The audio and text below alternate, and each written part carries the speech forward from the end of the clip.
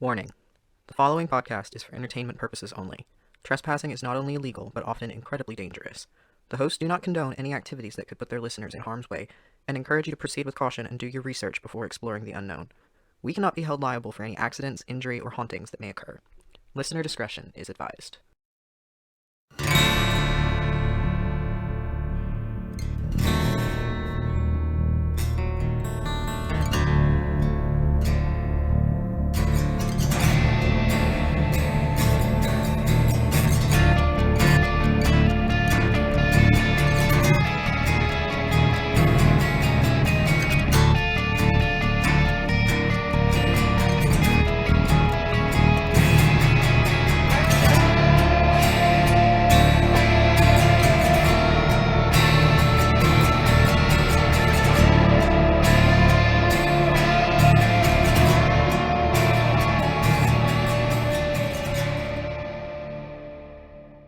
Did you see my text this morning about this monster?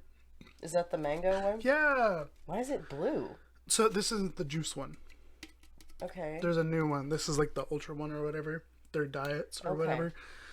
And I swear to God, it tasted like meat. That's really gross. It still kind of tastes like meat. Okay. But the evil is defeated. Well, all right, everyone. Welcome to the Abandonment Issues, a periodical podcast about the past, the paranormal, and the just Pain.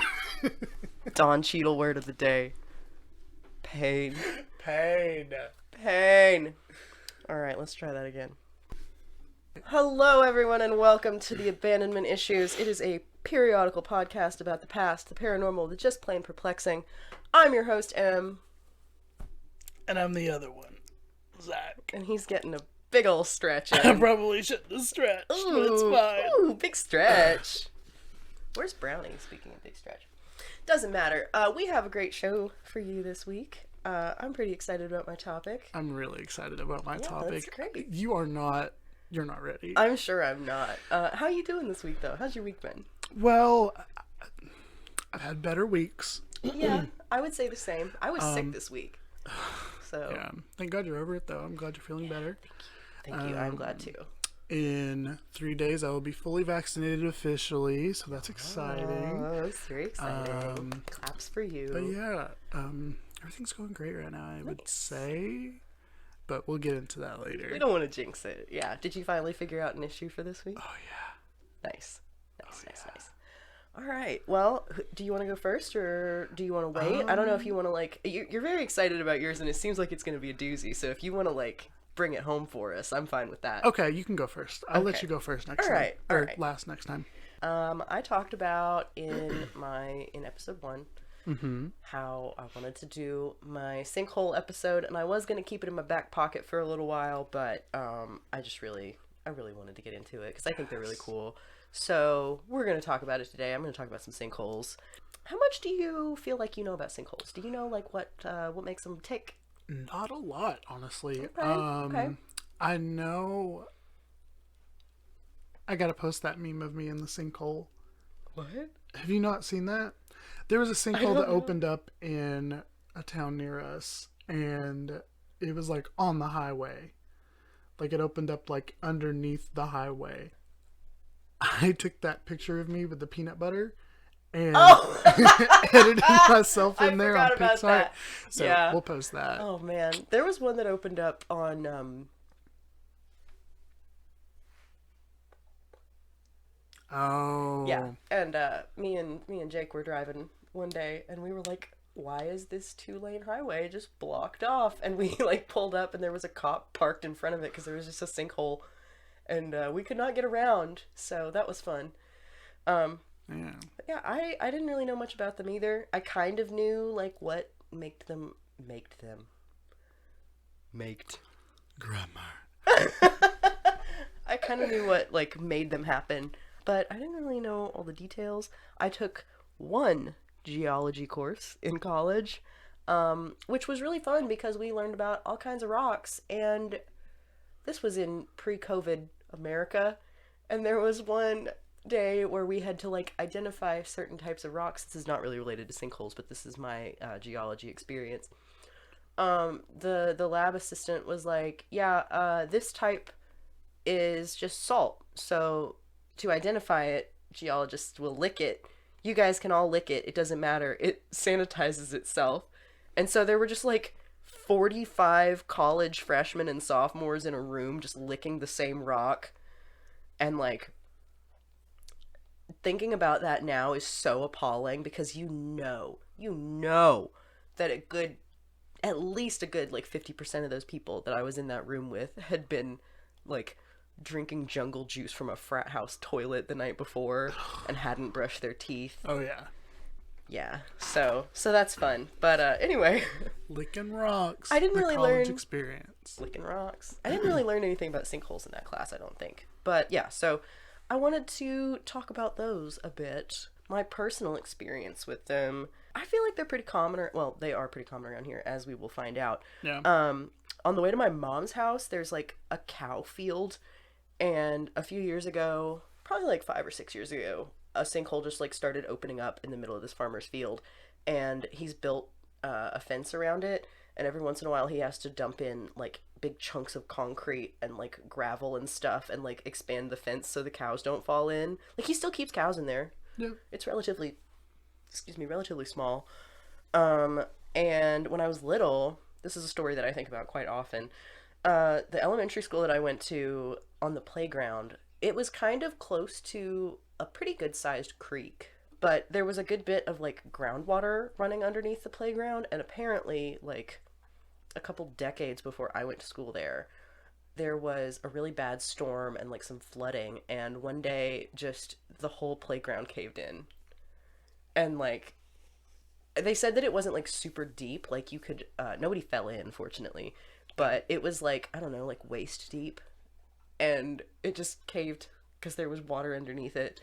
And the last one that I have here from my own personal experience is when I was a kid, I lived on this piece of property and there was a cave on it. And I never actually saw this cave, but the previous owners told us about it. And I think my brother may have hiked out there. They called it the Dragon's Den because apparently in the mornings, I want to say on like colder mornings, you would see steam come up out of it. And they called it the Dragon's Den because it looked like it was breathing smoke up into the air. Those are my personal experiences with this kind of thing that have triggered this fascination with me. So let's get into what they actually are. So sinkholes have many names. They're also known as cenotes, sinks, swallets, like wallet with an S in the front. I don't know what like region that term is from, but I feel like that's like a very deep south kind of thing. Swallow hole or doline. Doline? I don't know. D-O-L-I-N-E. Different terms are used interchangeably depending on the region. And basically, a sinkhole is a depression or a hole in the ground caused by some form of collapse of the surface layer. They're really common where the rock below the surface of the ground is limestone or something like salt or another like water-soluble rock, and they are dissolved naturally by circulating groundwater. So they also can occur in sandstone and quartzite terrains. A lot of the information that I got today came from the United States Geological Survey website, which is usgs.gov. It's a very fun website. They have a lot of cool stuff on there.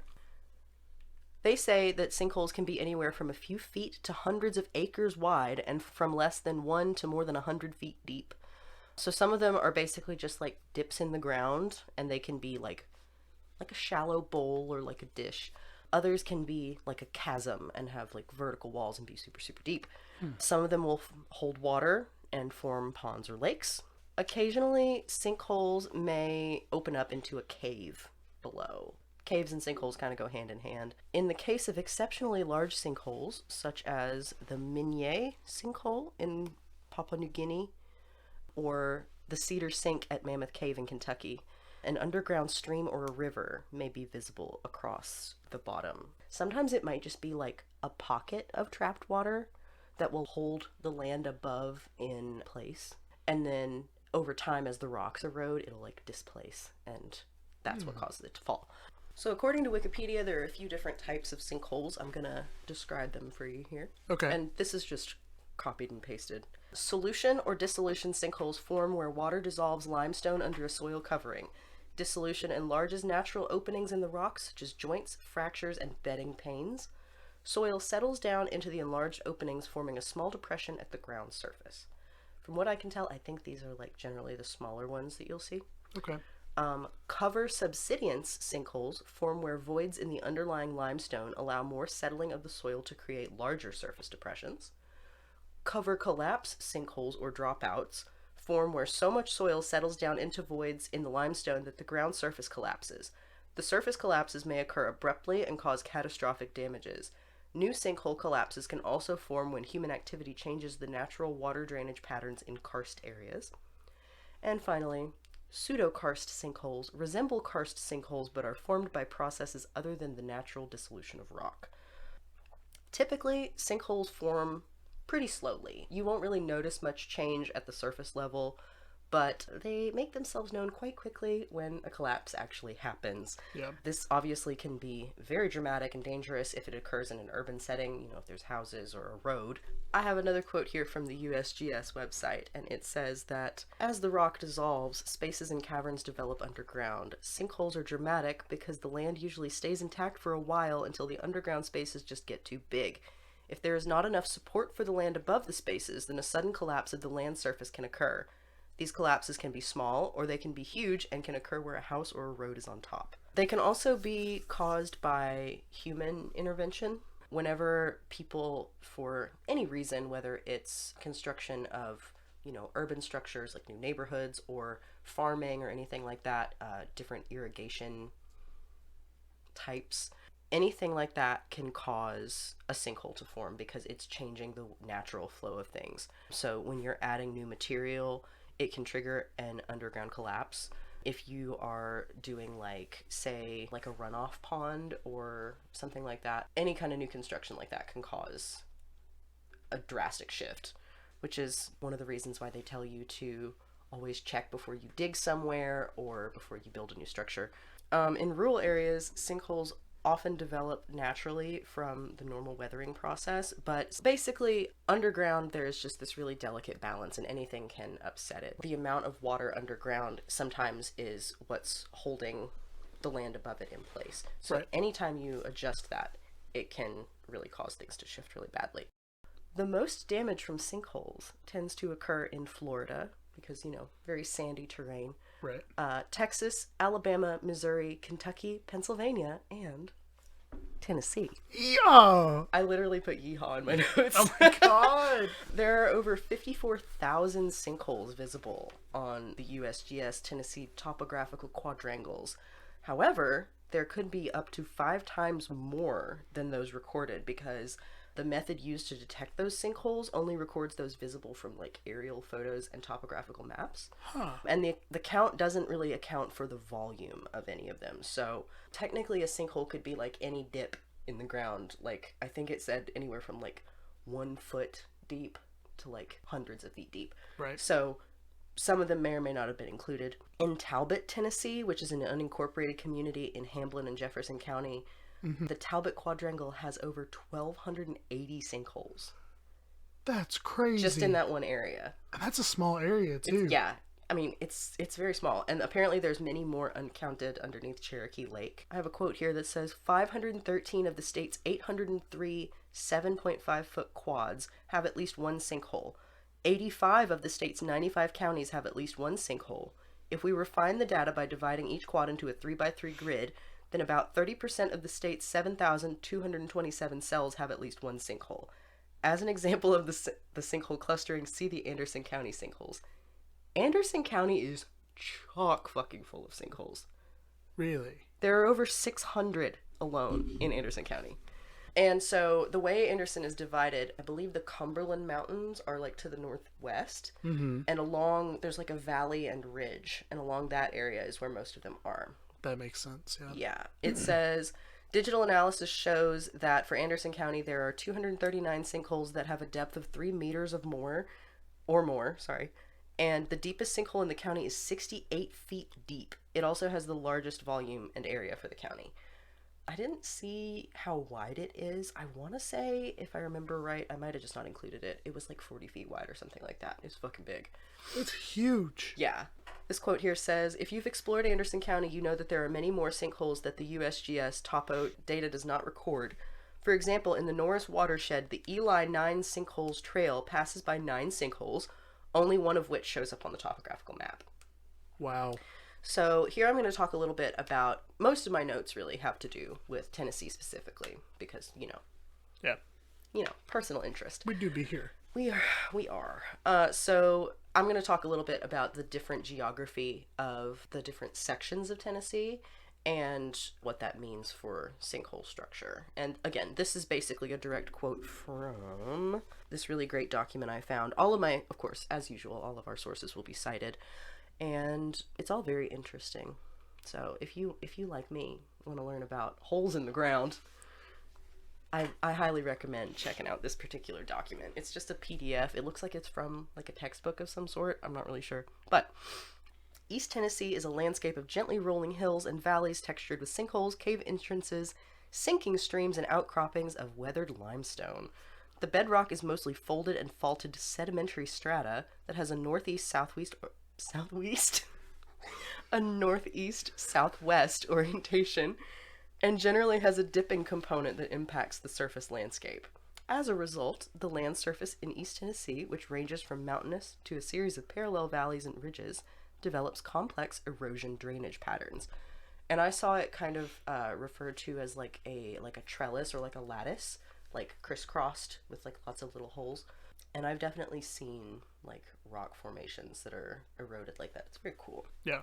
In Middle Tennessee, the bedrock is normally flat or gently dipping, and weathering of the land surface usually develops a dendritic drainage pattern, somewhat like the branching of a tree leaf, where the edges of the leaf would drain toward the middle branch.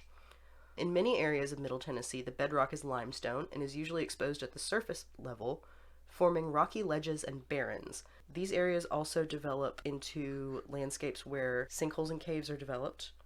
A good example is Cedars of Lebanon State Park, where there are many caves and sinkholes.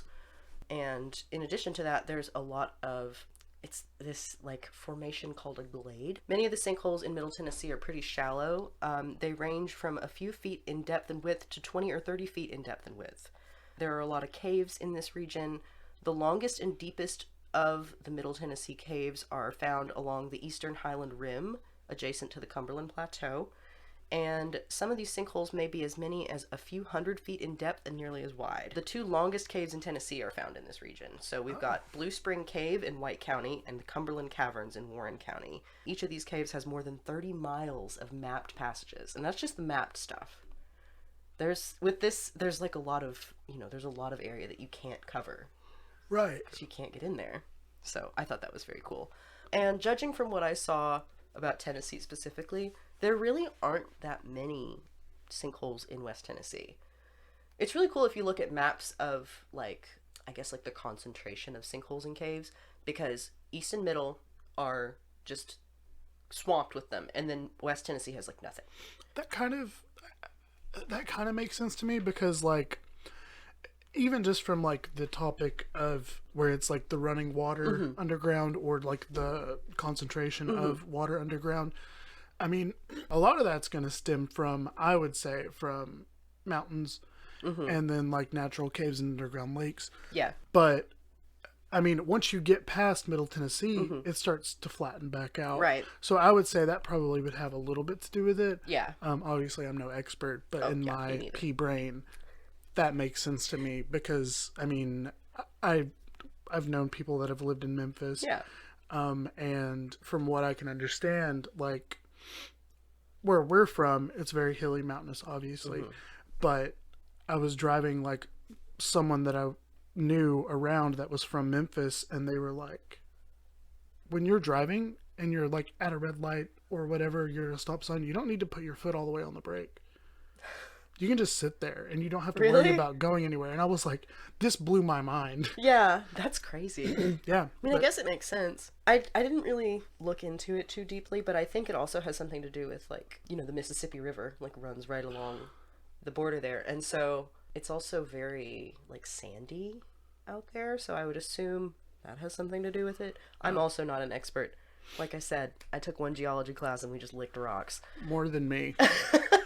More than me. So, yeah. So that pretty much covers Tennessee specifically. I wanted to limit this research to the American South, really, and the Appalachian region. Right. Because if I didn't, I could really just go on all day, and I was already up until like 2 o'clock in the morning finishing these notes. So I wanted to talk about some of the notable sinkholes that have occurred in the South, because there are some really cool ones.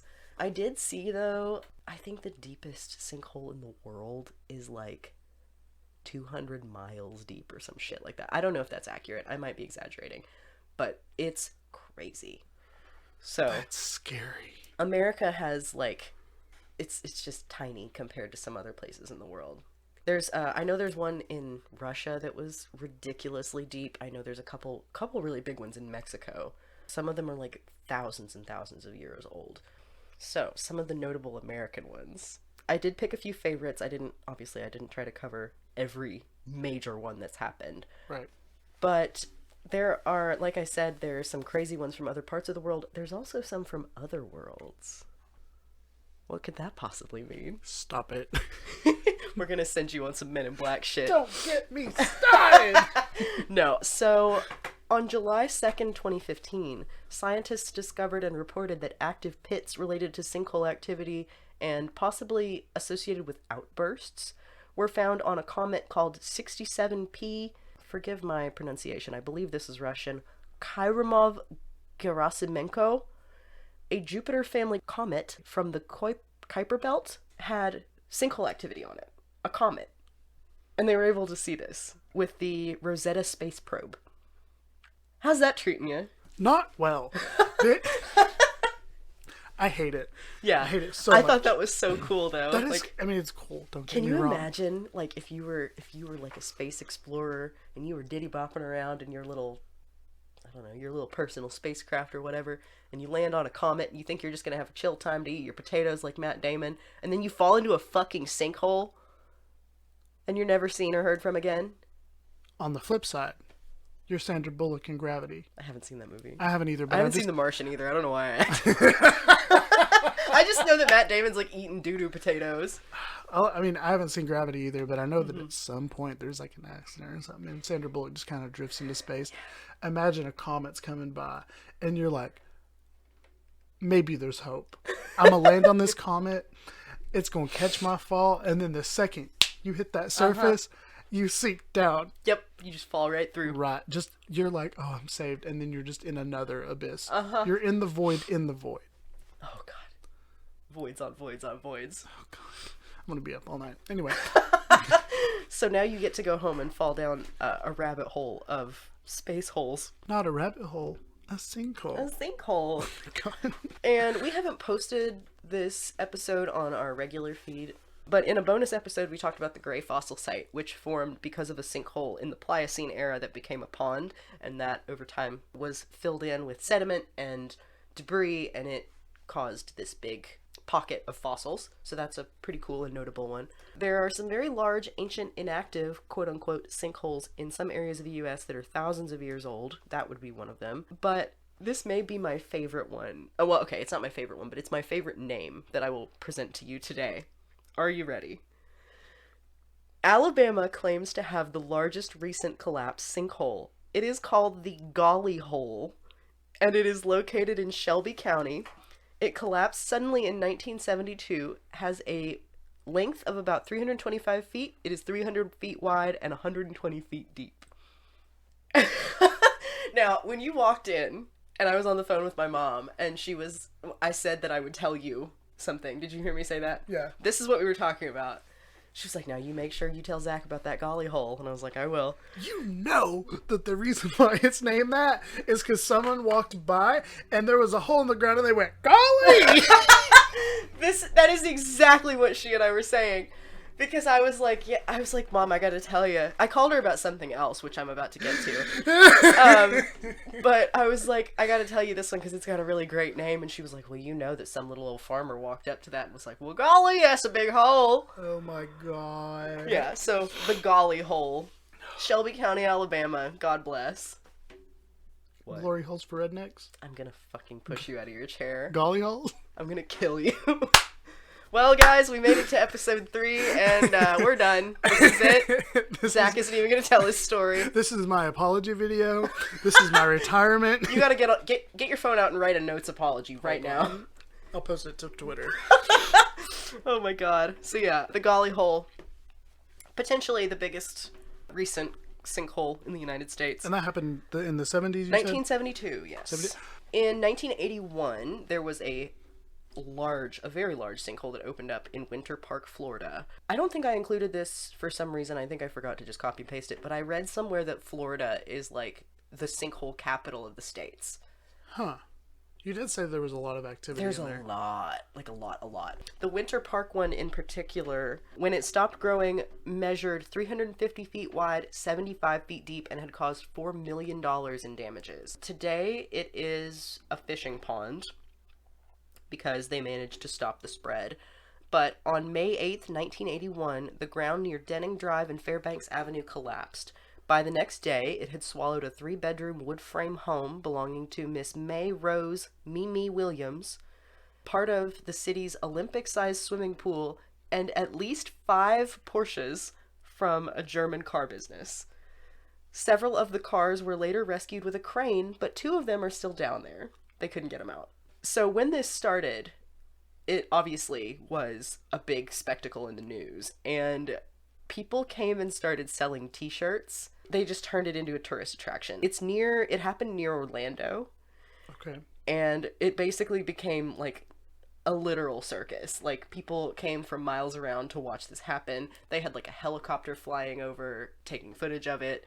And it just became this big tourist attraction. Like, people wanted to come and see this fucking giant hole opening up in the ground. Meanwhile, Mimi's standing on the side like, Poor where's Mimi. my house? Poor Mimi. Well, sweet Mimi.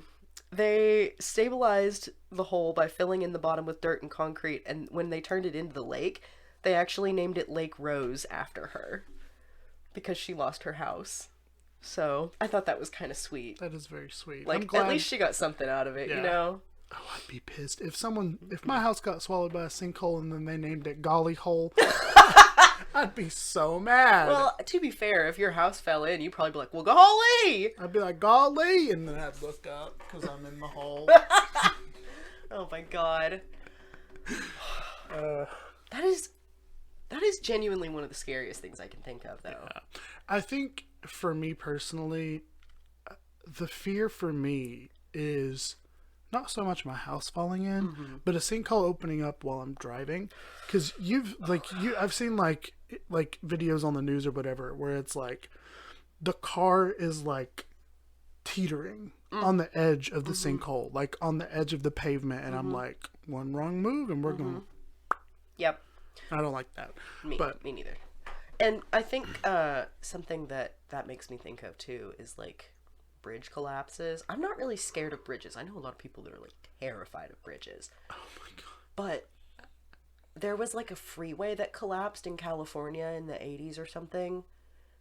And it was one of those where it was like I want to say like a clover leaf, and there were several like levels, and they just collapsed down on each other. That shit. Can you imagine if like a sinkhole opened and all of a sudden like the highways all above you just folded like a house of cards? Utterly terrifying. Yeah. Nature is so scary. Oh yeah. Because the earth could just decide it's done and just fall in.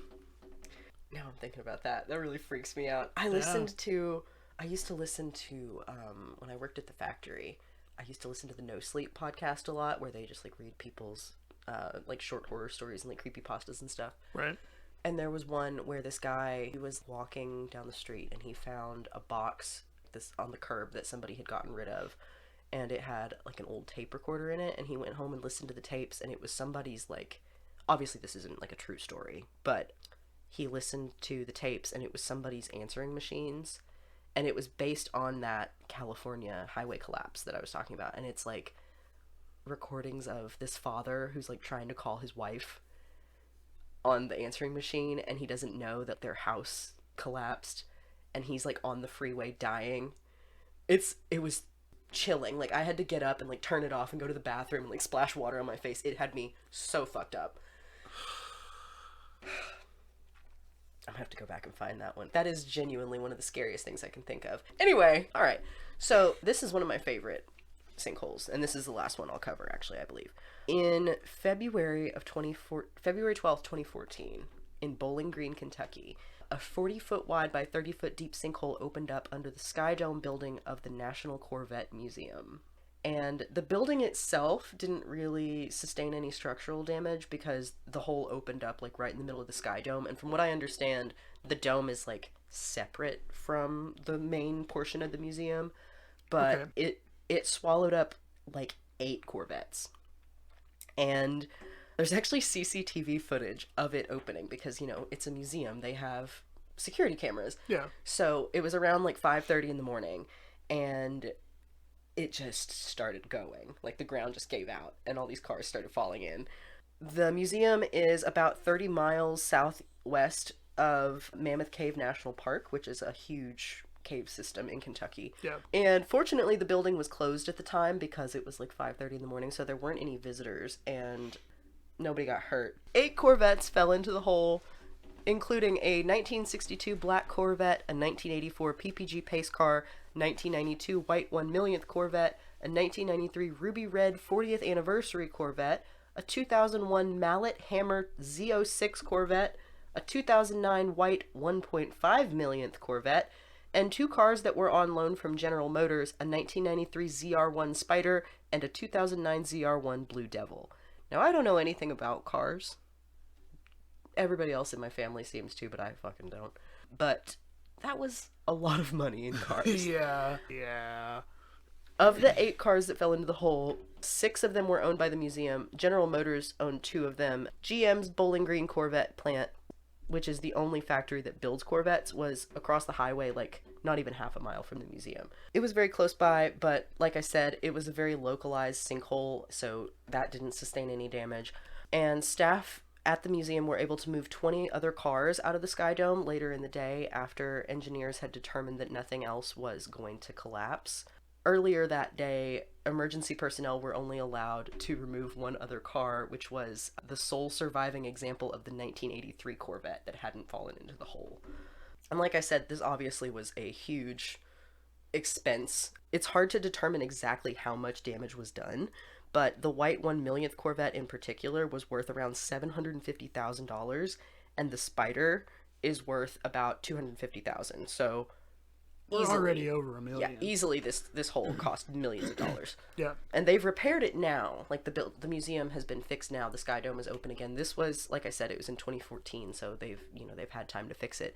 But they actually have an exhibit now commemorating the incident. You go in and it teaches you about the types of geography that are conducive to sinkholes. It teaches you like what happened, and you can see that for the standard $12 admission. You can also see the cars that fell into the hole. I think they were able to get them all out and restore them. They have an outline on the floor so you can see where the hole opened up and where the cave is, because the cave is still there. And I think my favorite thing about it is that they actually, if you go on the official museum website, there's a VR tour. So if you have a VR headset, you can like go on there and you can do a VR tour of the hole. That is so cool. Isn't that so neat? And like I saw a couple still images from it, and it looks really cool. That's all I have. You can check that out on the National Corvette Museum website. It's free. If you have VR, I would absolutely do it. Yeah. So yeah, in conclusion, sinkholes are terrifying, and we live in one of the top 5 states for sinkhole activity. Well, golly. I want to go see the golly hole. Me too. I actually, I have a list here of some of the Tennessee sinkholes that you can go visit, and I'm not going to read them all off because there's a bunch of them, but I think it might be fun maybe one day to see if we can go visit a couple. Maybe we'll take some video, because some of them are like real close to us. One of these on here is at Black Mountain. I got to go there when I was a kid. My grandparents like to go hiking, and we went there, and it's very cool. It's just these huge rock formations, and you can like climb up on top of them and see for miles. Kind of like you've been to Rock City, right? No, I haven't been to Rock City. Oh my god, Zach, we have to go. Yeah, we'll go. Let's do it. Oh, that's so exciting. I love Rock City. I actually last night when I was doing this research, I included that in my to cover section because I really want to talk about it because there's a lot of really cool stuff down there. But there's a lot of them that you can visit that aren't on private property in Tennessee. And like I said, there's national parks and stuff you can go to, like Mammoth Cave in Kentucky. So yeah, sinkholes are terrifying. Yeah. They're cool. And now I'm going to be thinking about falling into the golly hole for the rest of the day. I wanted to add, I forgot to say this. Yeah, go for it. The reason that I called my mom before we recorded was because she and my stepdad are all over the place. And my stepdad, drag races. Don't laugh. Like cars. Yeah, yeah. Anyway. So, he's very much a car guy, and we don't live terribly far from Kentucky. So I was like, have you been to the Corvette Museum? And she said, no, we've never been up there, but Jeff knows a guy that used to work there, apparently. And I was like, oh, did he work there, like, during the time of the sinkhole? And she was like, yeah, I'm pretty sure. Apparently he did. So, I thought that was pretty neat. Bless her heart. She got all excited because I was like, hey, me and Zack are about to record. Have you guys ever been there? And I was just looking to see if they had like an anecdote about it or anything. And she was like, no, but I bet we could find you somebody that has, and was like trying to get me an interview with somebody. So thanks, Mom. Thank you for the effort. That was really sweet. Bless. But I am a procrastinator and we were literally like 5 minutes from recording. So it would not have worked out this time. But yeah. Unless they want to call in. Yeah. Hello, you are live on the air. Now that's great radio. Yeah. I'm really glad we aren't live on the air because the magic of editing will make it so that it doesn't sound quite so bad, but oh my god. Seamless. One take. Yeah, I was doing really fucking bad. Alright, Zack. I'm so ready. Tell me a story. So, I'm really excited to tell this story. It's a bit dark. I'm I'll ready go ahead for and it. tell you that. Okay. But I'm gonna save the most hilarious and interesting tidbit for the very, very end. Okay. But I activated Siri. Don't speak. I know just what you're thinking. I was gonna say that and too. I don't need a reason. Don't tell me 'cause it hurts. Well, speaking of hurting, I'm just scared. kidding. I'm so scared. so Brownie looks scared too. he should be. I'm so excited. Okay, let's go. Okay, so today I'm going to be talking about the Kirkland Bushwhackers. Oh! I'm so excited. Oh my god. So, obviously, we've heard bits and pieces of this for a couple years now. But I was like, let's get into it. Oh, yes. So, here's a little introduction into the Kirkland gang, as it were. Yeah. So this group was one of the most feared families during the Civil War, more so near the end. Okay. For some background, the Kirkland Bushwhackers, which I had to Google what bushwhacker meant, Yeah. because I wasn't really sure, but it's basically just like a small group made up typically of like a family or whatever that kind of do like their own like militia or like guerrilla warfare. Okay. So, the Kirkland Bushwhackers was led by a man named John Jackson Kirkland. Okay. He was a former second lieutenant in the 3rd Mounted Infantry during the Civil War, and he was a deserter. Most of the Kirkland gang pretty much was made up of Civil War deserters as well. They were known as one of the most bloodthirsty gangs in the area during the time. They ruled the mountains between Robbinsville, North Carolina, and Madisonville, Tennessee. It's kind of a big range. Oh, yeah. They had, like, hideouts and camps all the way up and down Ballplay and Cityco Creek, which is, like, kind of subsets of on the mountains near what is now, like, Madisonville, Tellico Plains, that sort of area. Yeah. And they also had a hideout in Cades Cove near where, like, the horse stables and stuff are now. And that's where they would, like, hide their stolen livestock and animals. Wow, okay. Yeah. In fact, part of the population in that Monroe County, Tellico Plains, Madisonville area migrated to Sweetwater to camp near the railroad tracks because it was too dangerous for them to stay at home in Monroe County. So, just a little bit of background on John Kirkland, because the guy was born in 1827. Right. It's hard to pin down a date exactly when he was born. we only really know the location, which was Jackson County, North Carolina. Okay. His parents' names were Benjamin and Epsy Kirkland, which is a cute little name. That is a cute name. He had 2 wives during his life, the first being Julia Giles, whom he married in 1848, and then Martha Wishen, who he married in 1878. Okay. So, like I said before, he was a former second lieutenant in the 3rd Mounted Infantry. And I'm going to be naming a lot of names, Okay. a lot of infantries, a lot of positions throughout this whole story. So I apologize if anything's mixed up. Okay. Or if it's hard to follow. I guess really just truly the names in all this are what's important here. Right. So he was captured and paroled at Vicksburg, I think, Mississippi. Okay. The website that I got most of this information from didn't really specify like state locations.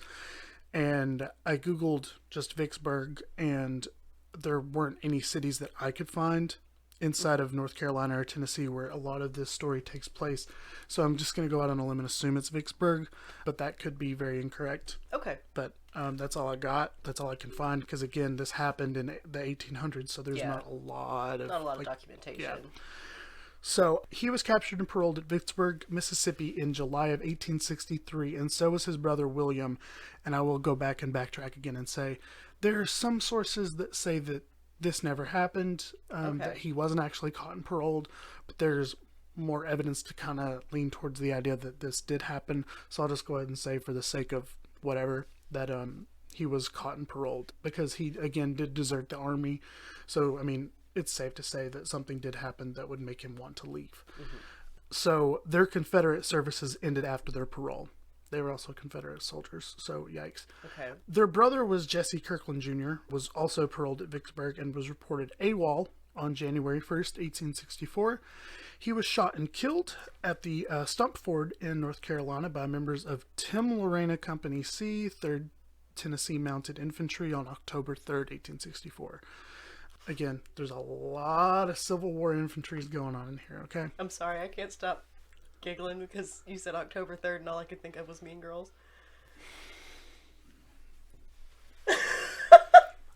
On Wednesdays, in the 3rd Mounted Infantry of Tennessee, we wear pink. We don't wear red, we don't wear blue, we wear pink. Pink. So, John Kirkland absolutely despised the Union. Okay.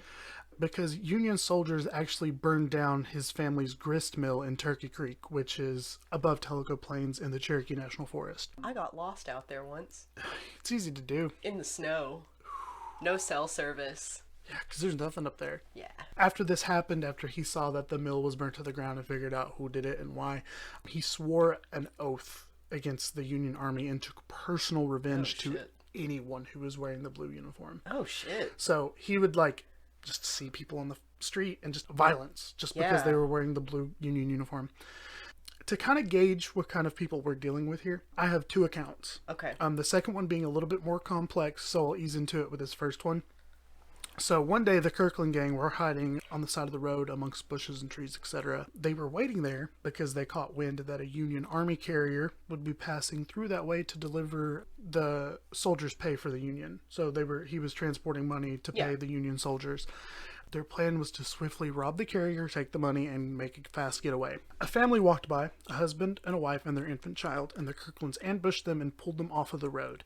John kept watch for the carrier, while the rest of the gang robbed the family and held them at gunpoint out of sight. The baby then began to cry, and John told them a couple times to make the kid quit crying, because they didn't want to give away their position.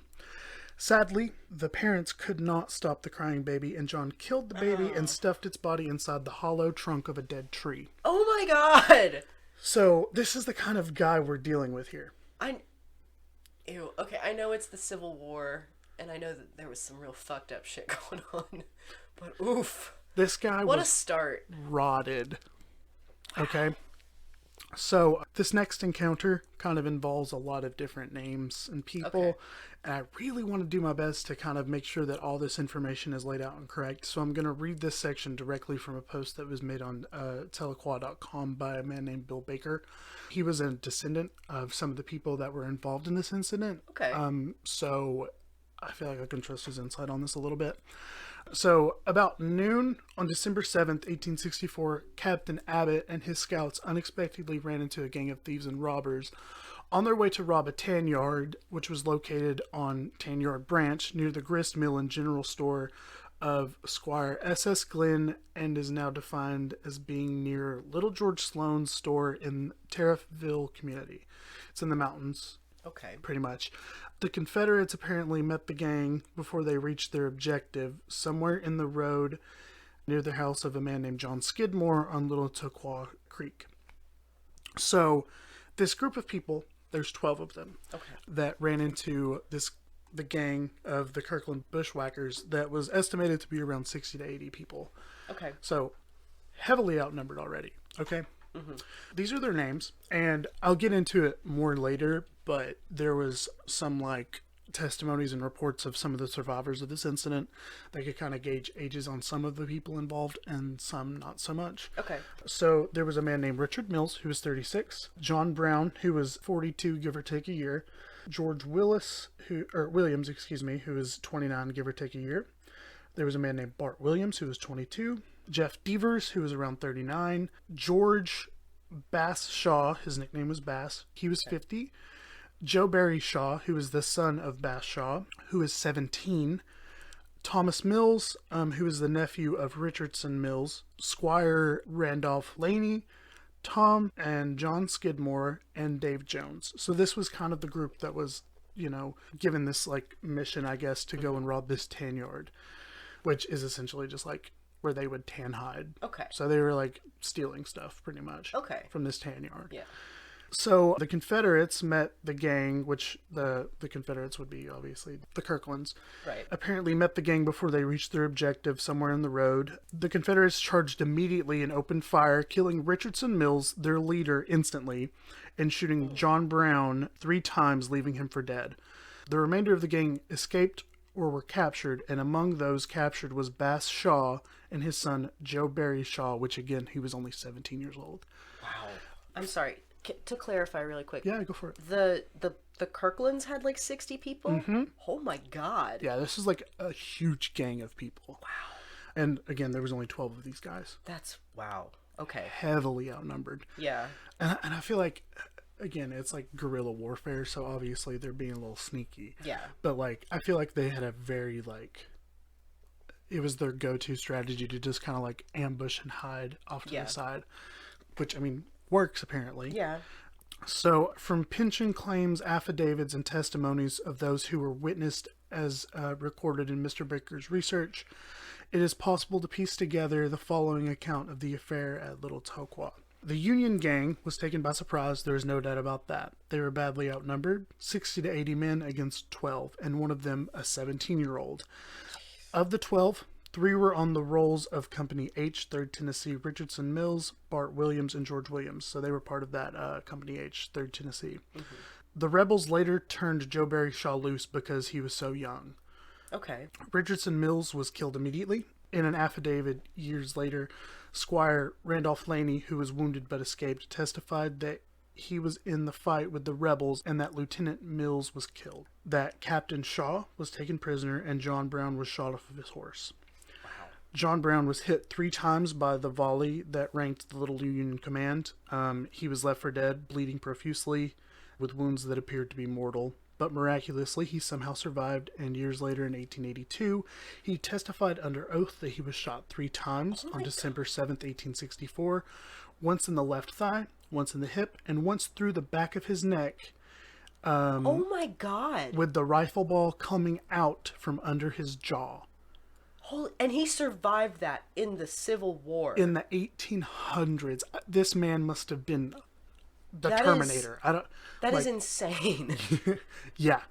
You get a paper cut in the 1860s and you'll die of an infection in days. Oh, yeah. His survival can be pretty much, like, credited to 4 women, actually. Nice. He also testified that he crawled 200 yards crossing over a fence while calling for help. 4 women came out of the house of John Skidmore and carried him back to the house in a quilt. The fact that he could call for help at all with a ball, like, through his neck. Yeah. That's amazing. Yeah. These women's names were Jenny and Margaret Skidmore, Fanny Jenkins, and Nancy Thompson. During the same testimony, he also stated that he had served 12 months in the 39th North Carolina Infantry, but had deserted and joined the Union Army. Wow. So, George Williams' wife, her name was Elizabeth Kirkland Williams, by the way, testified to a pension examiner in 1885 that she had heard the shooting at John Skidmore's place. She said her husband's mule came to the gate of the Williams' home and that some rebels came by and took it. She and some other women went to see what had happened, and she found that her husband, his brother Bartley, and John Deaver had been captured, and that John Brown and the Laney boy had been wounded. She also testified that John Cottrell and Richardson Mills had both been killed. The brother-in-law of George and Bart Williams, Lieutenant Charles Anthony of Company C, 3rd Tennessee Mountain Infantry, stationed at Loudon, upon hearing of the fight at Little Toquois, sent a detachment of 20 men to bury the dead. Corporal John Adams and Private J.B. Crisp, who were members of the burial party, testified years later that when they went down to Little Toquois with the intentions of burying John Brown, but found him still to be alive. Wow. Although there is no official mention of the burial of Richardson Mills in the location, citizens had not already done so, then most likely he would be interred by the men of Company C.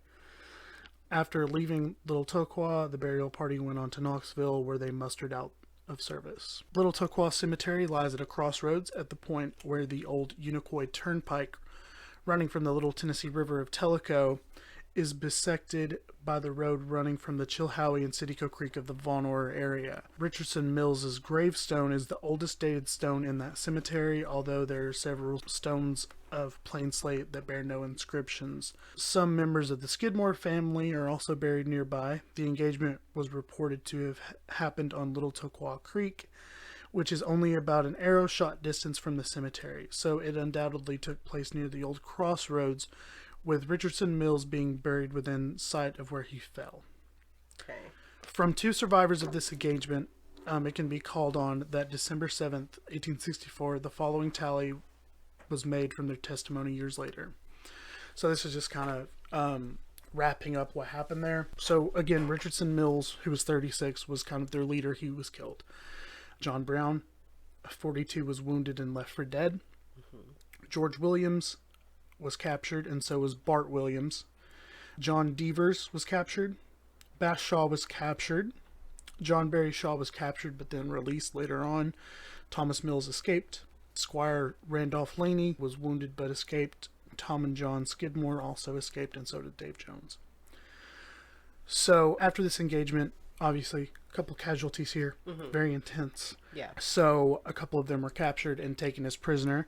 At this point, the Kirklands were taking them to a jail in Asheville, North Carolina. Oh, wow. So they were transporting them over that way. That's a good ways. Oh, yeah. But the next day, on December 8th, 1864, Bass Shaw was shot dead by his captors and left in a low gap on the old Tennessee River Turnpike, Maryville to Franklin, North Carolina. So Maryville, Tennessee to Franklin, North Carolina. Mm-hmm. The place since has been known as Shaw Grave Gap at the big popular turn on present U.S. Highway 69. Nice. Bass Shaw's grave has been marked where he was killed, some 6.5 miles from Deal's Gap on the Tennessee side of the Smoky Mountains. Bass Shaw, and this is the big old twist, kind of. Not the big old twist that I'm saving for later, but this is the big twist. Bass Shaw was actually John Jackson Kirkland's uncle. Oh, wow. They were related by marriage. Bass's wife and John's mother were sisters. John Kirkland, who had been a second lieutenant in the Confederate 3rd Tennessee, is undoubtedly the most notorious figure to emerge from the bloody guerrilla actions fought in the mountains surrounding Little Tennessee.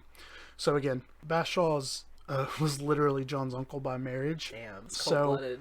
Cold-blooded, and clearly, like, this man would just do whatever he needed to do to get his way and whatever money he wanted. So, actually, let me pull up really quick, like, the picture of Bass's tombstone. Okay. Because I want to read it, like, verbatim what it says on it. And obviously, I will post the picture along with all of my source material. But, oh, you can hear that rain. Yeah, I was going to say, I hope that that's not I think it sounds nice, but Oh, yeah. hopefully it's not It adds a little bit of irritating, an 'cause aesthetic. I don't think we can really edit that out. So Oh, well. if you hear some tapping, it's raining pretty hard. Sorry about that. Consider it like the lo-fi or whatever. Yeah. So- Lo-fi Civil War podcasts to study too. No. So it says Bass Shaw captured on Little Toqua. I don't know how to say that really. Toqua. I Toqua? think. Okay. I've been saying it wrong this whole time, but who cares? You're not far off. Okay. I think that's right. Captured on Little Toqua by Confederate Captain W.R. Abbott scouts. Killed here on December 8th, 1864, while en route to Asheville jail. His widow, Rebecca Kirkland Shaw, buried at Black Ankle Isabella Bob Cemetery on Rafter, which Rafter is like Okay. kind of off of Tellico Plains. It's a scary road to drive on. Oh, yeah. On his gravestone, it says also that their sons, Jeff and Jim, were killed by the Kirkland Bushwhackers as well. So not only did John Kirkland kill his uncle, he also killed, what, his cousins? I guess so, yeah. Yeah, he also killed his cousins. Wow. So, yikes. Yikes. So, Big yikes. big oof. F in the chat for Mr. Shaw. Oh my god. Oh my god. So, after the war was over, there were indictments returned by the circuit court at Madisonville, Tennessee against John Kirkland and some of the members of his gang, charging them with robbery and murder. But the former lieutenant of the Confederate Army was never arrested or served papers on because even the bravest of law enforcement knew that to go into the mountains to arrest John Kirkland would have been a suicide mission. Yeah. He moved to live out the rest of his years mostly because he had too many enemies in Monroe County, so he relocated to Polk County, and he Okay. died in 1902. Wow. Wait, when was he born? He was born in 1827. Okay. Wow, that's a really long life for that Yeah. time period. Yeah, he was vibing. Couldn't nobody kill him. So here is the big twist The big twist. that I've been saving. So you know that our assistant, Kimberly, is very distantly related to the Kirkland Bushwhackers. Yes.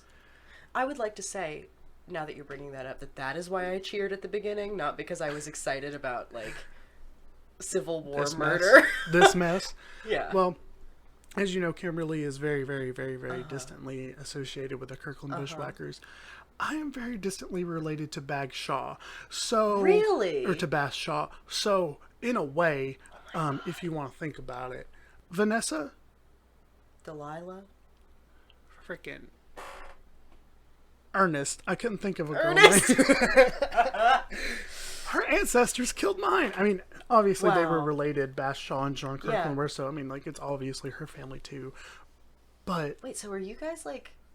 I mean, it's like 4 generations removed. Are you guys, like, related, though? I mean, if you wanted to go down the family tree, I don't think it's by blood, Okay. but I feel like we're probably related, like, somewhere deep in there. Wow. Because I'm related to Bass through my mom's side, Interesting. and I'm not sure about Carly. I'm not sure about her. Like, I know lineage. she's told us, I just don't remember. Yeah, I don't remember either. But She's so, yeah. very into the genealogy. Oh yeah, that's why I really wanted her to send me some of her. Yeah. I literally, like, we got dinner last night, and I was like, "Can you, like, send me those screenshots of your genealogy?" Yeah. So yeah, that was the big old twist. That's that, so cool. This entire time, I've been employing a backstabber and a Confederate runaway. I can't believe it. She's got traitor blood. Traitor blood. God. Wow. Wow. That's crazy. Yeah, I wish there was more about the Kirkland Bushwhackers because Yeah. there's no telling what all these people did. Yeah. I mean, Like, there's got to be so much that's not documented. yeah, and this is like, it's almost, I don't want to say slim pickings because there's some stuff out there, but it's again, it's Civil War era. Yeah. And these people were so, I mean, I'm not going to say below the radar because obviously the general public was terribly afraid of them. Right. But it seems to me that it was very rare that if you ran into the Kirkland Bushwhackers and you know, there was any sort of altercation, it was very rare that you walked away from it. Yeah. You didn't often live to tell the tale. So Yeah, I would definitely like to dig into this more and maybe Yeah. kind of add on to this and maybe like a bonus episode or something. Yeah, for sure. Because it's super interesting. Yeah. I remember as a kid, we would go on trips every like 2 or 3 years or so, and we would go up and we would visit his grave and decorate it.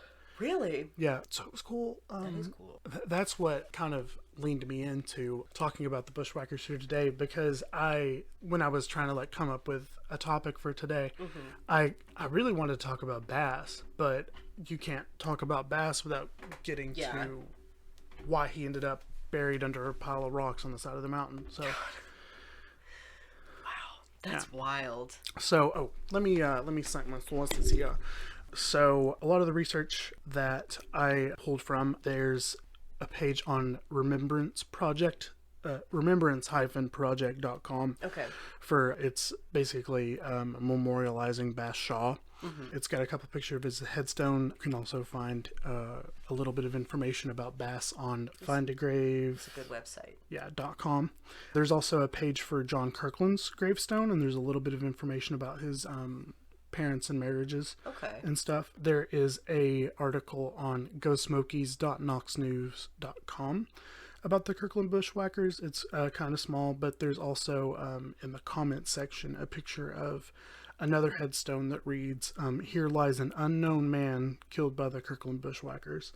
Oh. And there's also an article or a post that was made on Tahlequah.com by Bill Baker, which I referenced earlier. That was that long spiel about what happened at Tahlequah. He wrote it in memory of George Bartley, Jesse, and Marion Williams of Company H. So he was related to the Williamses Okay. that were in that 12-person kind of group that had the altercation with the Kirklands. It's a really good read. There's a lot of information there. So I'll obviously all of our information is going to be down there, but if you want to read a little bit more into kind of what led into them going to the tan yard, and then kind of a little bit of what happened to John Kirkland after this whole ordeal, definitely check it out. But that's pretty much all I have. What a story. Yeah. Sorry if all the infantry stuff was confusing, because even just reading it for me, I was like, I'm not going to keep up with this. There's people in the army and they're shooting, so. But They do be shooting. they do be shooting. So last week was Memorial Day. We hung out. We got to have a little shindig, and we ended up recording a special podcast that's going to be premiering on our Patreon here soon. I don't know about here soon, because that one's also going to be a nightmare to edit. Listen, but that'll be going up on our Patreon eventually. Someday. But we kind of wanted to delve more into us as people, so that our general audience can kind of get to know us better as people, aside from us just rambling about random people from the Civil War into microphones for an hour at a time. Yeah.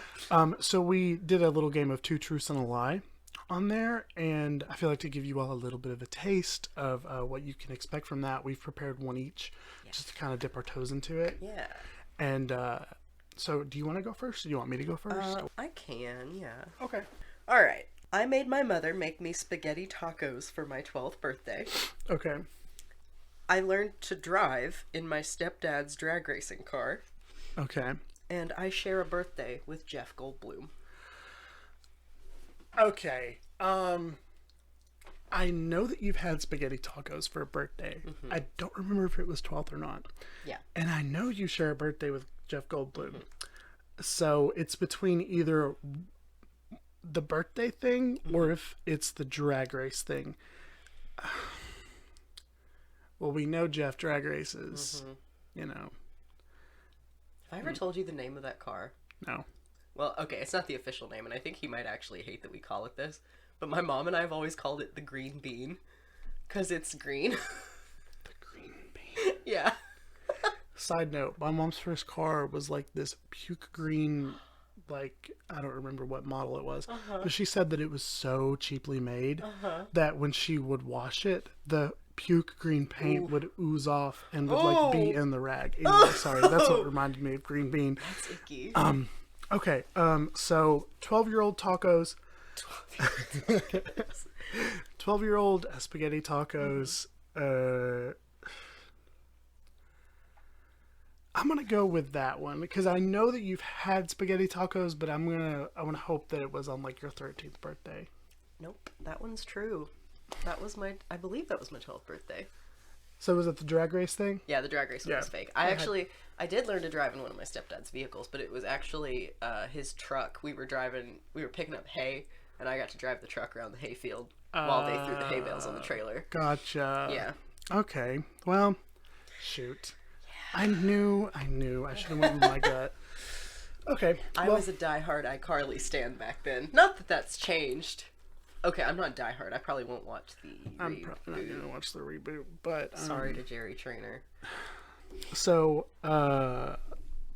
number one, I have 7 copies of The Adventures of Huckleberry Finn, and it is my favorite quote-unquote classic piece of literature.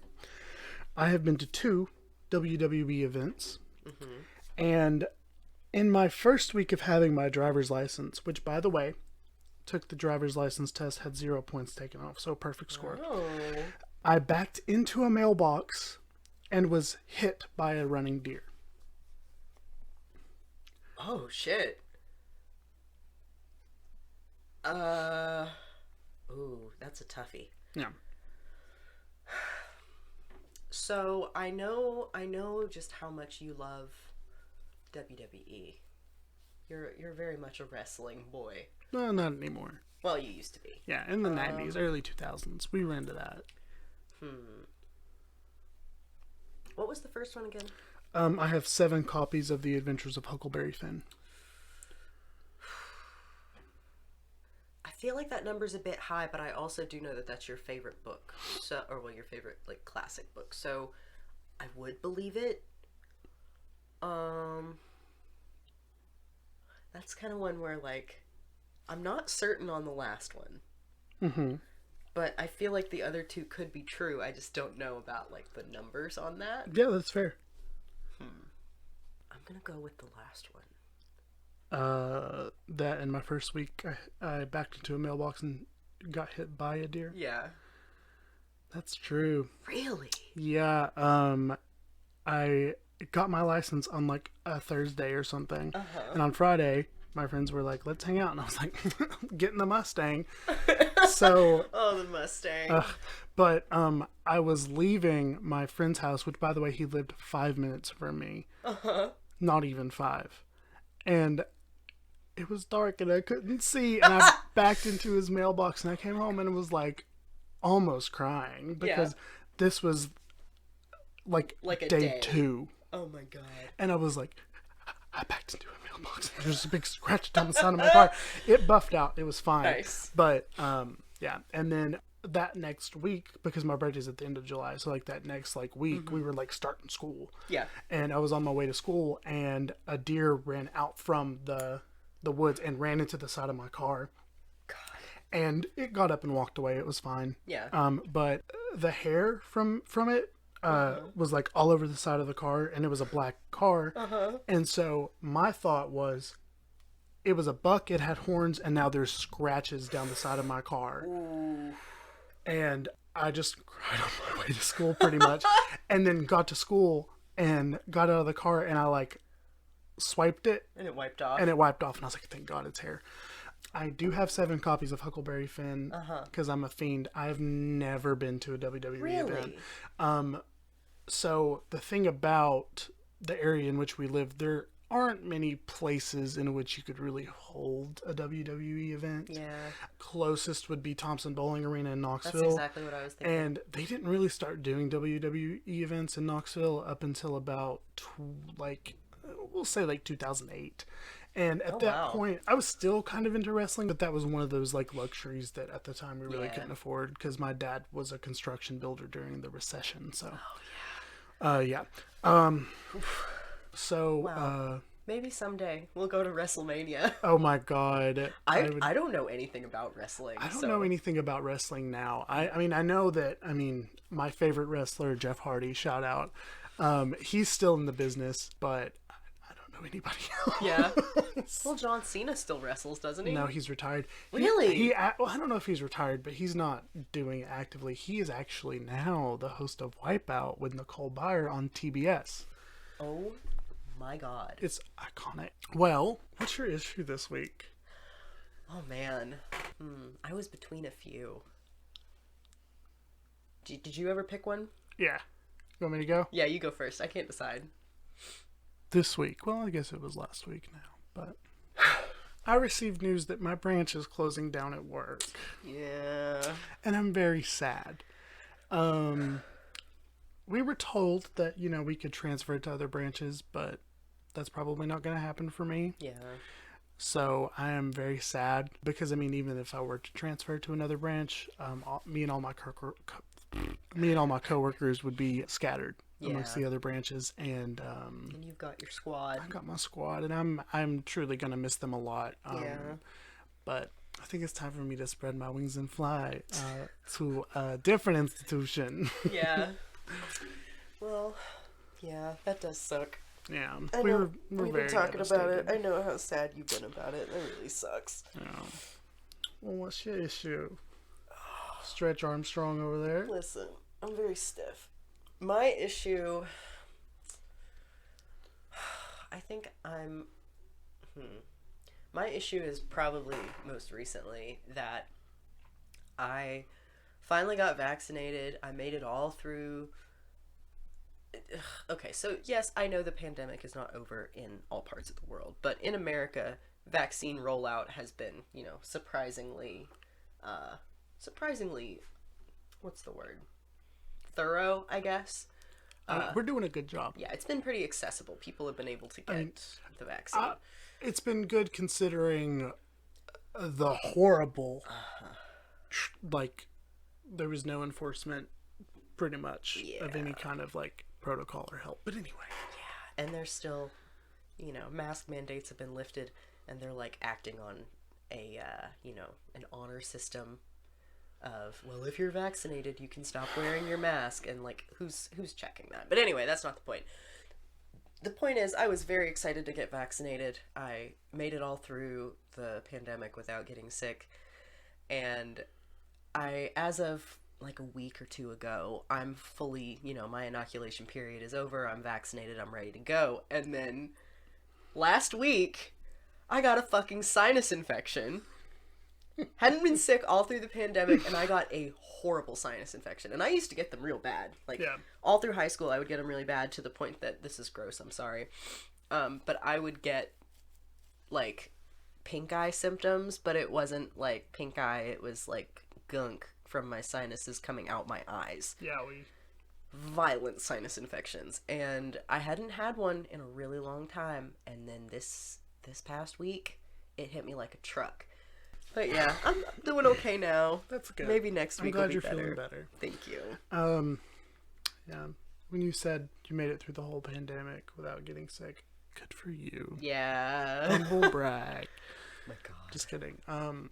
COVID for me was not bad at all. It was just very inconvenient. Yeah. That was it. Yeah. But anyway, please wear your mask, get vaccinated, all that good stuff. Take care of yourselves. Social distancing is still a thing.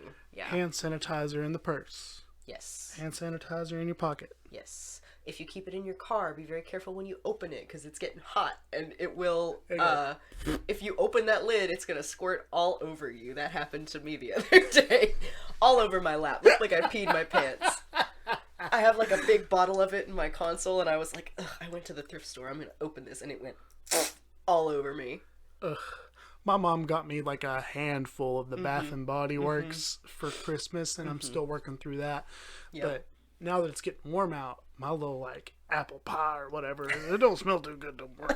But yeah, there's some hot apple pie. Some hot apple pie. She burnt in the oven. Well, thank you all so much for listening today. For bearing with us. If you want to check us out on our social medias, we're on Instagram, we're on Twitter, we're on YouTube, we're on TikTok at issues_podcast. All that's going to be posted obviously in the description below, along with our link tree for easy guidance to get around all of our social medias. Watch us ramble after you just listen to us ramble for forever. Watch us ramble on the internet. Yeah.